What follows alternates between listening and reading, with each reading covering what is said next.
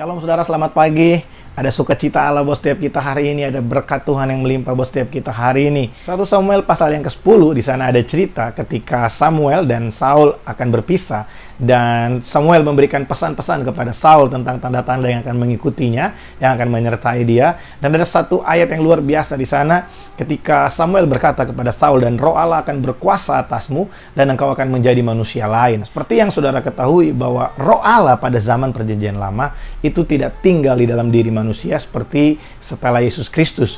Karena Yesus berkata, "Aku akan meminta kepada Bapa dan Dia akan memberikan kepadamu penolong yang lain, yaitu Roh Kudus, dan Roh Kudus itu akan tinggal di dalam diri kita." Dalam Perjanjian Lama, Roh Allah itu hinggap di atas manusia, dan ketika Roh Allah itu ada di atas manusia, Roh Allah menguasai manusia sehingga manusia itu bisa melakukan banyak hal yang luar biasa karena ada Roh Allah bersama dengan mereka. Ketika Roh Allah ada di dalam diri kita, maka seharusnya hidup kita berbeda dari yang lain.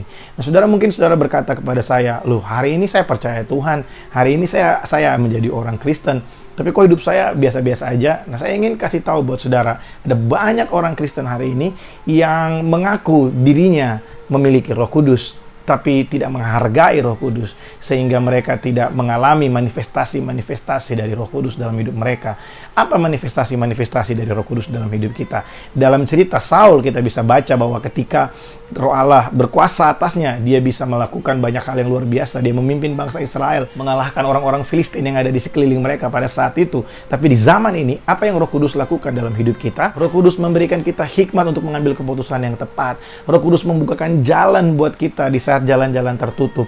Roh Kudus mengingatkan kita untuk kita kembali kepada Tuhan ketika kita mulai jauh dari Dia. Saudara, ketika kita menyadari bahwa Roh Kudus tinggal di dalam kita, Roh Allah tinggal di dalam kita, dan kita memberikan hidup kita untuk dipimpin oleh Roh Kudus, kita taat kepada perintahnya, kita mengikuti guidance-nya, saudara akan lihat hal-hal yang luar biasa terjadi dalam kehidupanmu.